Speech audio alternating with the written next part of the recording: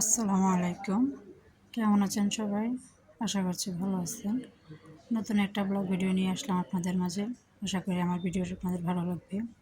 তো ভিডিওর কোনো অংশ যদি ভালো লেগে যায় প্লিজ একটা লাইক দিবেন। আমার চ্যানেলটা সাবস্ক্রাইব করে আমার পাশে থাকবেন। আজকের ভিডিওটা শুরু করেছি হচ্ছে সকালে নাস্তা থেকে। সকালে নাস্তায় আজকে বেশি কিছু করিনি, সিম্পলভাবে একটু খিচুড়ি রান্না করেছি আর হচ্ছে চিকেন ফ্রাই করেছি। তো চিকেনগুলো আগে থেকে ফ্রিজে ম্যারিনেট করা ছিল, তো ভাজি করার 10 মিনিট আগে বের করে রেখে ওগুলো ভাজি করে নিয়েছি। খিচুড়িটা রান্না করছি শুধু আলু, গাজর আর কিছু মুগ ডাল দিয়ে। তো এখন আমি সকালে নাস্তাটা সেরে নেব। তো সকালে নাস্তাটা করার পাশাপাশি হচ্ছে আমি চুলায় চা বসাইছি। চা ছাড়া কিন্তু সকালে নাস্তাটা একদমই কমপ্লিট হয় না আমার। তো যে নাস্তা করতে করতে হচ্ছে চাটা হয়ে গেছে, তো এখন আমি চাটা কাপে ঢেলে নিয়ে নেব। তো এখানে তো আমাদের দুজনের জন্য হচ্ছে চা নিয়ে নিচ্ছি। চাটা খেয়ে হচ্ছে কিছু বাজার গোছাবো। সকালবেলা যখন আমার হাজব্যান্ড আমার মেয়েকে নিয়ে স্কুলে গেছিলো, তো স্কুলে মেয়েকে দিয়ে আসার পথে বেশ কিছু বাজার নিয়ে আসছে। একদম ফ্রেশ কিছু সবজি আর মাছ নিয়ে আসছে, ওগুলো হচ্ছে গোছাবো। এখানে চাটা ঢেলে নিচ্ছি আমি। চাটা খেয়ে হচ্ছে আমি সবজি বাজারটা গুছিয়ে নেব। সকালবেলা একদম গরম গরম এক কাপ চা না হলে কিন্তু সকালটা একদমই ভালো যায় না আমার। তো নাস্তার পরপরে কিছু পরপরে হচ্ছে চাটা খেয়ে নিচ্ছি। তো চাটা খাওয়ার পরে হচ্ছে এখন আমি বাজারগুলো গুছিয়ে নেব। যে বাজারগুলো নিয়ে এসেছিলো সকালে, তো এখানে বেশ কিছু ফ্রেশ সবজি নিয়ে এসেছিলো। এখানে হচ্ছে কিছু লতি আছে আর কিছু হচ্ছে ডাঁটা শাক বলি আমরা। ডাঁটা শাকও বলা, আবার এটাকে ঢেঁকি শাকও বলা হয়। এক এক জায়গায় এক একজনে এক একটা বলে আর কি। তো আমরা এটাকে ঢেঁকি শাক বলি। এখানে হচ্ছে লতি আছে কিছু, আর হচ্ছে ঢেঁকি শাক। তারপরে পাশে হচ্ছে কিছু কচু শাক আছে, আর হচ্ছে ছোটো কিছু বেগুন, লম্বা আছে বেগুনগুলো, ওগুলো কচু শাকের সাথে। এখানে হচ্ছে একটা কলা গাছের ভিতরে যে সাদা অংশটা থাকে ওটাকে তো আমরা আমাদের এলাকায় বগুলি বলে থাকি।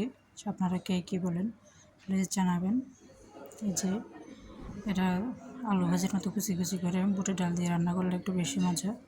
তো আমি ওইভাবে রান্না করবো আজকে। তো সবগুলো সবজি আমি বের করে নিচ্ছি। সবজি বাজারটা গুছিয়ে নিয়ে হচ্ছে আমি মেয়ের স্কুলে যাব, মেয়েকে আনতে। তো এখানে বেশ কিছু মাছ ছিল, এগুলো হচ্ছে লোটা মাছ। মাছগুলো একদম ফ্রেশ ছিল। তো মাছগুলো আমি প্যাকেট থেকে খুলে নিয়ে বড় স্টিলের বাটিটাতে করে ফ্রিজে রেখে দেবো এখন, যেহেতু স্কুলে গেলে হয়তো ঘন্টাখানিক লাগবে সেজন্য।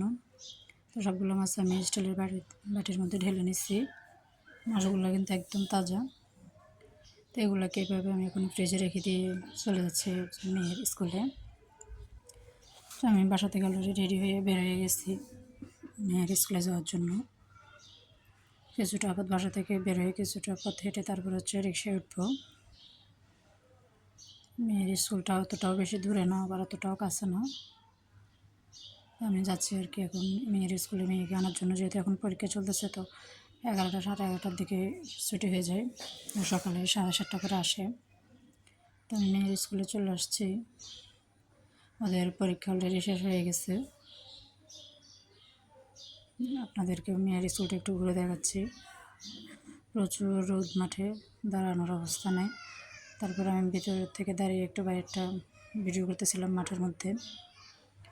মাঠটা কিন্তু অনেক বড়।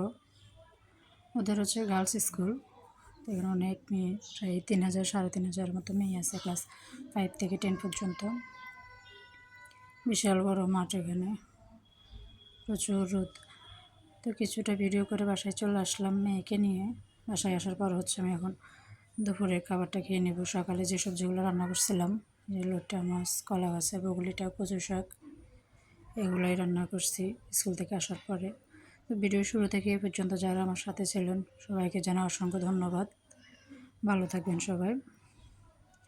আল্লাহ হাফেজ। আসসালামু আলাইকুম।